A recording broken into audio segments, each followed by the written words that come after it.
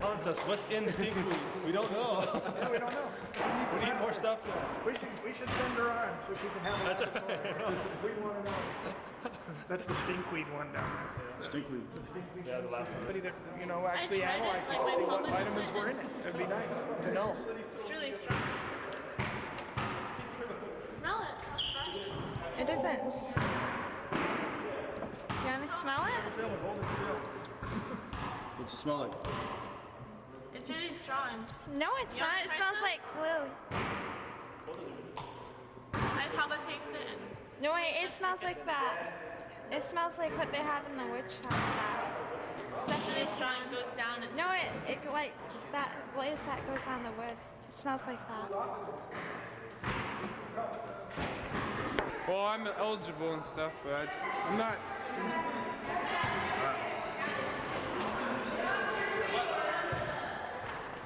What?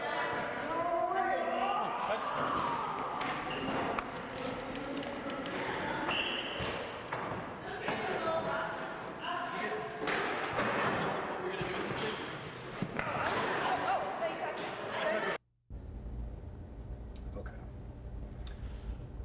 So go ahead and look at me. Try to ignore the camera as much as possible. Okay. So the first thing I need is your name and how you spell it. Okay. Andrea, Andrea Chin, Chin. And what would your title be here? Junior high science teacher. How many age? It's nice, huh? Was it good for a back or something? Yeah. All right. Okay, you are junior high science teacher. Yes. So describe your involvement in today's activities. Science fair. It was a Pod 3 and Pod 4 science fair, and that was all the senior high and our junior high students participated in. So the Pod 4 teacher and I, and with help of other folks in the community, have kind of put today together. But it was, my students have been working on the project in class, and I've been kind of guiding them through step-by-step scientific process for the past 4.5 weeks. And this is kind of like the culminating activity. It was all for science fair. So, well, actually, this light is not right now.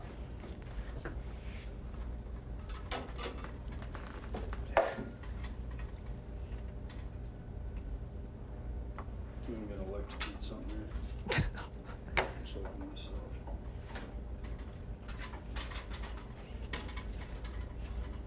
Oh my God.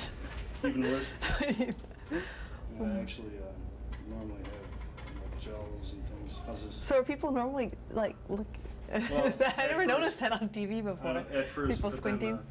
Just get used to it. Adapt. Okay.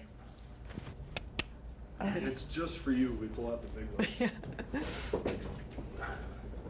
Well, and normally I have there's some gels and stuff that I can put in front of it. Oh, Kind of. gels. Interesting. You know about gels, huh? No, it just sounds like it's High-tech. gel-like, and it's not something. Gelatinous. Uh-huh. How would it stay in front of it? Oh, it's just some technical term. It's like a plastic sheet you put in front of it. Okay, I thought it was like a jelly-like filter or something. We slap some grape If jelly you wipe on it on there. Okay. I'm gonna have to ask you that last question again. Just describe like what you did as far as putting today's events together. Okay.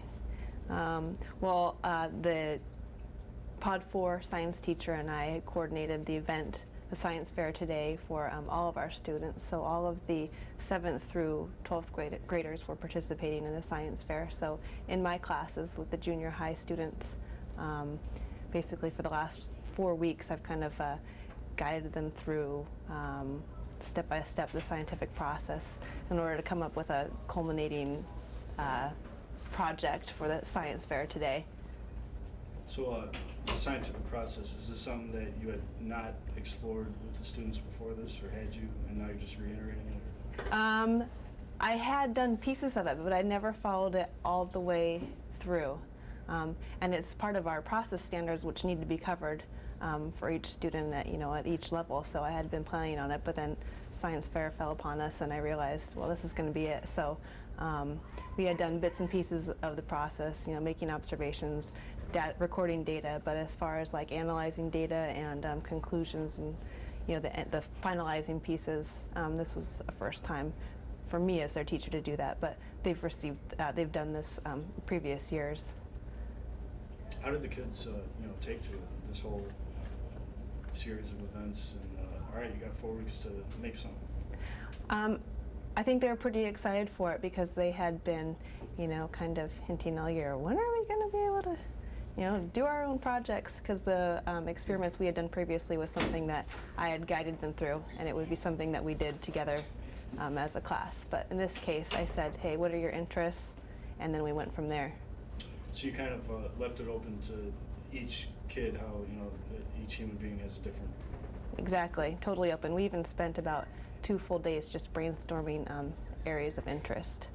It took an entire week to come up with a topic. I wanted to make sure that it was something that they were definitely interested in, and because it was something they were going to dedicate, the next 3.5 weeks on. So you spent time with each kid to help them to make sure that they're doing the thing best for them? Not with each. Ones who were struggling and unsure. I maybe guided in a certain direction, when they were just kind of blank. But most kids really grabbed on to something, they knew right away, I want to do this. This is what I've been wanting to do. So it wasn't difficult for most of them to really grab on to something that they were interested in.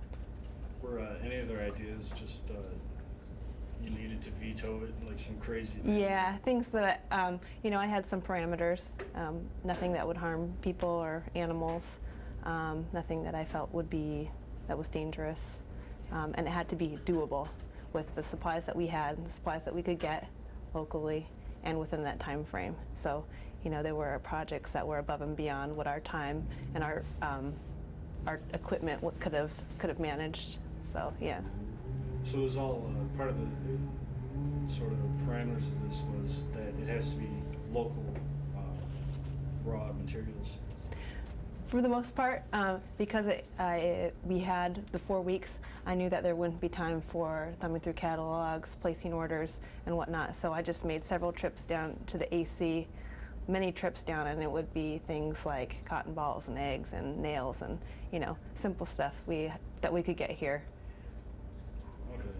I was just thinking something. So that you're talking about going to the AC and all that. Was that out of your pocket? Or? No, I was refunded by the school. Okay. Yeah. How many kids overall were involved in this? Do you have that number at all? I have just about, I believe, 48 students, and all of them, except for maybe 5 completed projects.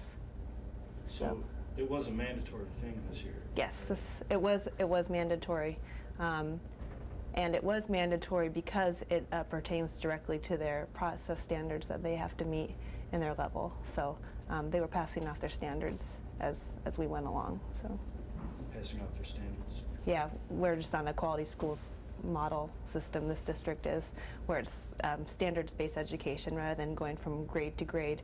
You just pass standards and move on to different levels. So one of their standards is, can the student form a hypothesis? Okay, they show me they can do that a couple times, do some practice, then they've gotten that standard and we move on to the next one. Once they've completed all the standards, they're able to move on to a next level.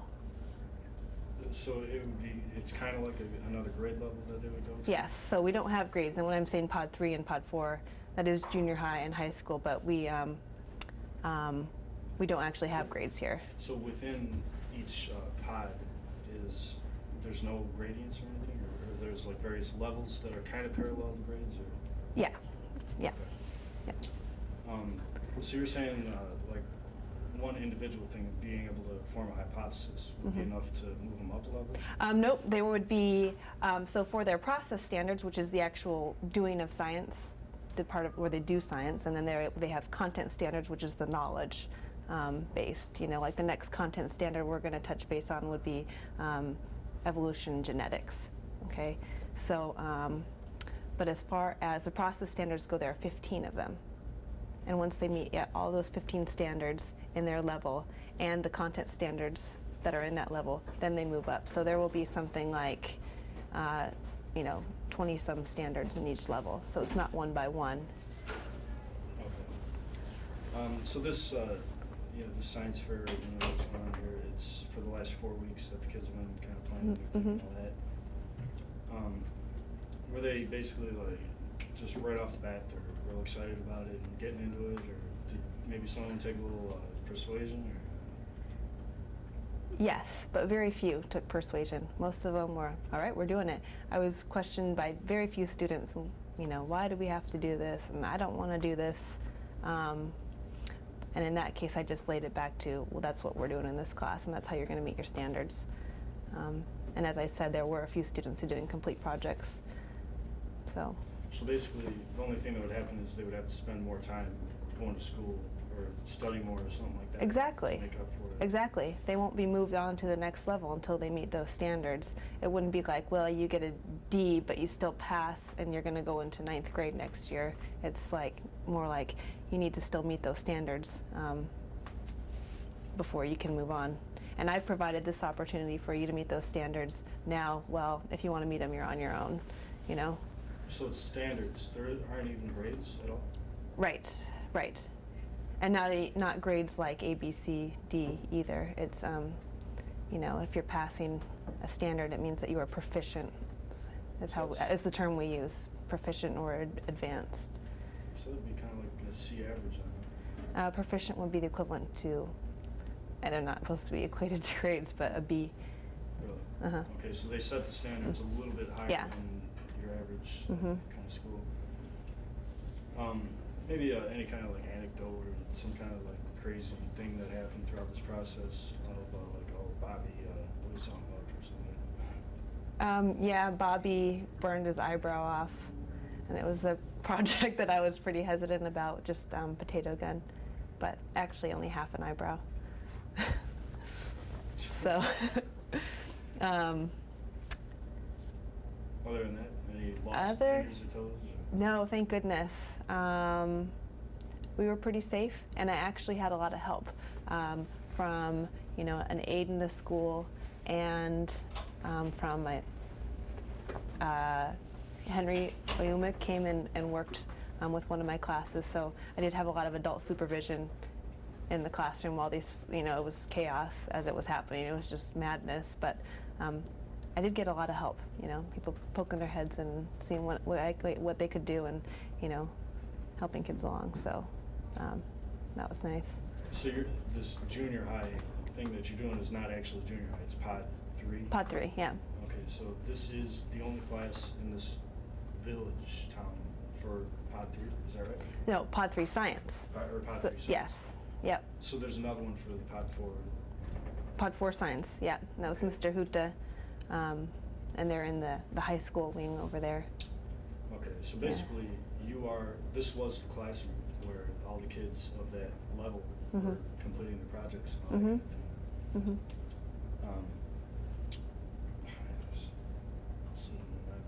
Well, another thing is, what would you say is the importance of this for a kid's development? The importance of this for a kid's development. Well, I think at this age,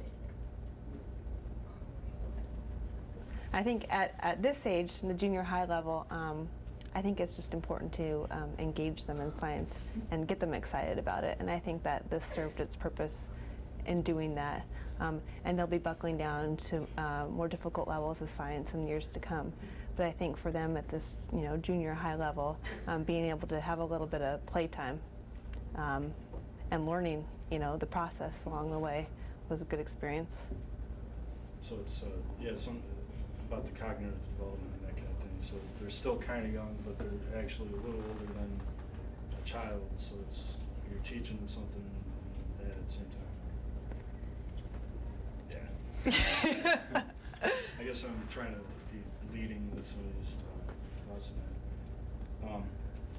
So, what other kinds of projects have you been doing with the students? Have you been cutting up frogs and like that? We haven't done any dissections.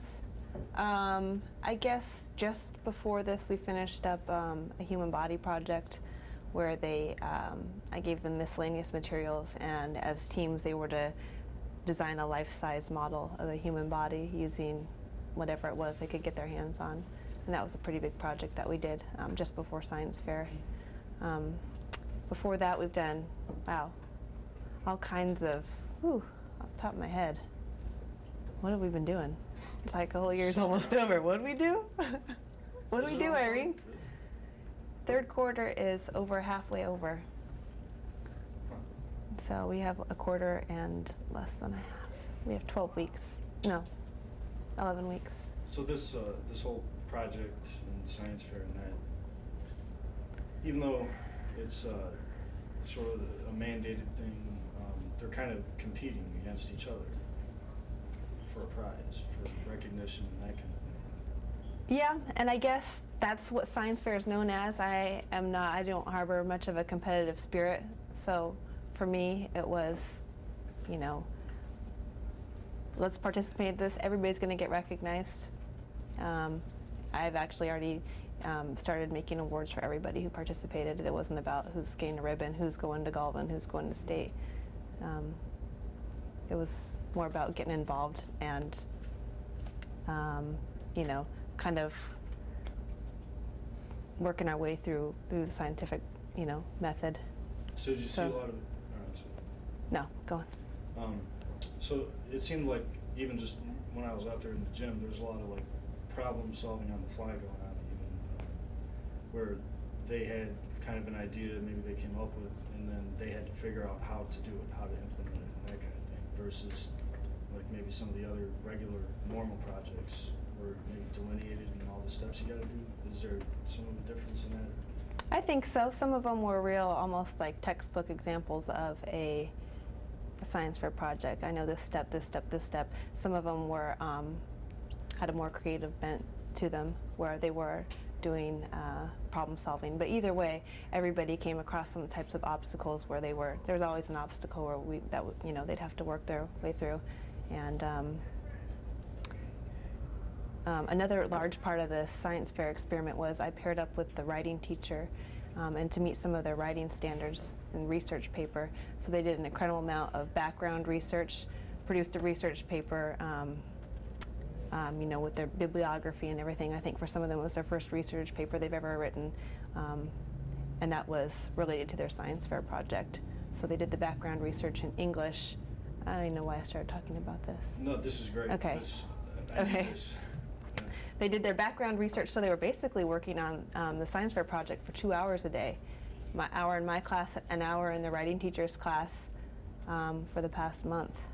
So the outcome, if you look at any of the display boards, you'll see their background research paper there, and that was what they did for writing, the writing aspect. But that research also supported their experiment, their experimental design. So we gave them quite a few days of research time before they even began to design their experiment. And each student did design their own experiment. It's not even a standard for some of the lower levels, but each student did go through and design, designate what their independent variable, their dependent variable, and all the controls would be. So they needed to do a lot of background research in order to do that. So going through and doing this background research, that was something they started after deciding on the experiment they wanted to do. Yeah, that's why we spent a couple days on the topic, because sometimes the background research would have to be under the larger umbrella of the topic and not so specific. Like, I don't know if they would be able to write an entire page on the effects that Diet Coke has on nails. Okay, so perhaps their background research was on like acids and corrosion or something like that. Did anything happen like maybe they picked some kind of subject that was like kind of interesting to them, and then they started researching it and found out, well, this is like out of my realm or anything like that, and that changed what they did? Yeah, many times, and those were students that were kind of scrambling at the last minute because it was such a long process of research. Let me try it. No, can't go that way. More research. Maybe I can go this direction. And that ate up a couple weeks they finally got into what they could do because they were realizing that some of the experiments were just not possible. What they wanted to do with the materials that we have and the time frame that we have. Did you notice any correlation at all between maybe a student that would normally do well in class and pick stuff up and that kind of thing, and then in the process of making the project just kind of like flowing smoother or anything like that? Or the opposite, possibly? As far as when they would run into an obstacle, being able to fly with it and change the direction and that kind of thing? I noticed a few students, how would I phrase this? Phrase the question kind of weird. Who are normally sharp students who became quite frustrated when facing the obstacles that would come up in any type of scientific experiment or problem. And so that's just a part of developing a scientific thinking and knowing this is okay and regrouping, this is the way that we're going to deal with this. And just all problem solving. And for some students who are more, I don't know, straight-minded, I don't know how you'd phrase that. They'd have more trouble. They would have trouble coming across, yeah, right, what you said. I can't use my voice, but I need you to say stuff. Well, all right, we'll get into something else. This is one of my, we're almost done here. I know you got 10 minutes to get over to postdoc. So you as a teacher, how was it just seeing these kids go out and do their thing with this project? Is it exciting seeing them, create something and then solve their own problems? Yeah, it was actually quite exciting to see students really latching onto something that they're interested in, or even taking something that they're interested in and making an experiment out of it. Because I had these criteria. Well, it has to be an experiment. It has to be an experiment. It has to have, we have to be testing something. Variables have to be controlled. And so, well, I love remote control cars. How am I going to make that an experiment? And they found a way to work that into something that they're more or less passionate about. So that was pretty fun to see some of the creative ideas that they came up with to incorporate something that they really wanted to do, but to also meet the criteria of it being a scientific experiment. So do you think this whole process maybe helped them at all in any way? Do you think any of the kids are seeing the world in a different way? Like that? I don't know. It probably hasn't changed lives necessarily, but well, I guess we're still in the process of it. We are. That's a tough question. I don't know, but I think the process is this whole process has just has gotten them to start thinking about these things. And what I would like to do shortly is to complete another experiment with them. Now that we've had this under our belt, and as I told you earlier, we hadn't done a full experiment all the way through together. So maybe letting them go with something else and seeing how that goes. I plan on doing some kind of reflection maybe next week on what went well with this project, what didn't, what would you do different next time, and okay, do it again. And I think it would go much more smoothly, and it would be a very beneficial learning experience doing it one more time. That's a good point. So Yeah. In addition to the reflection thing, do you think you might use this experience and maybe build more scientific experiment kind of things based on maybe some of the projects that the kids made? We could go that direction too, because after every experiment, that only raises more questions for more experiments. So everything can be extended in one way or another. So. All right, last question. Did you make an experiment? Did I? Yourself, yeah. It doesn't No. look like you did. I didn't. If you- But I feel like I did, but I didn't. Well, the whole thing was probably an experiment. That basically it was. So, Yeah. if you had made one, what would you make? Gosh, I was thinking after looking at all of these experiments, it got me excited because I had never participated in a science fair ever, never been to a science fair. So I was pretty excited with some of their ideas, thinking, what would I do? And what would I do? Good gravy. Make gravy? Yeah. I don't know. I do know, but I can't think of it right now. I've had some ideas floating around in my mind, but they're gone. Sorry. So were they like stuff that you saw the kids do that kind of triggered? Yeah. Stuff that, I'm like, I wonder what would, or in helping some of them do research, thinking, and a few times I kind of pushed some ideas that I thought were interesting on them. I'm more bent towards the life sciences, because that's what my background's in. But I'm trying to think. I had several ideas, but sorry, blank. I thought that was last, but just one final note was Henry, I think was his name? Yes. He was mentioning that this whole thing was supposed to be kind of geared towards Arctic environment or environmental. Global warming. Global warming.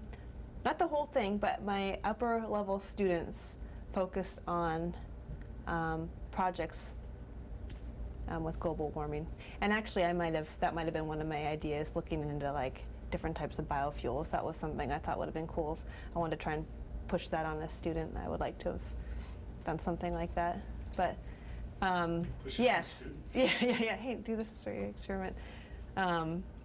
But yes, so I had about 5 of my students did their projects having something to do with global warming. Were you happy with the kind of things that they got into? Did they get deep enough into it or stuff like that? I think a lot of them needed more time. So some of the projects were actually incomplete because they were taking on a more challenging project to begin with, more focused under, this, within this certain area of global warming. They had to do a great deal more research, which ate up more time, and so some of them were just like barely completed by now, but we could have gone with more time. We could have gone who knows where with them. They were all off to a great start. And now that this is over, I know some of the students were saying that they wanted to keep working on it, to perfect it and that kind of thing. Are you going to maybe give them the possibility or the option of using class time to continue working on any of the projects, or is that not class time, but I'm always, You let them use class Oh yeah, resources and stuff? yeah, yep. They come in at night. I have study hall after school, whatever, to work on it. All right, this is definitely the last thing. I'm sorry, but how would you recommend this to other small villages? What kind of positive influence would you say that this would do to other communities? Well, I think it's a good way of. How am I going to phrase how I went today? What I like about today was how, the community was really involved. So it turned into a real public event with parents coming, bringing judges in. So the kids were really able to, like, ta-da, here we are, this is what we did. So I just like the venue for them to be able to display what they've been working on. And it kind of invites people into the classroom and into seeing what their child's up to, what kids at school are actually doing. And I think that's the greatest part about it, but I don't think that was even your question that you asked. It doesn't matter. Okay. I just want to get people talking. Okay. Anything else you might possibly want to say? No. All right. I don't think so. I'll let you take the 3 minutes to run to the post office. I'm sorry, it took longer than I was. No, that's okay. That was a lot of setup, so a lot of light, so I figured I should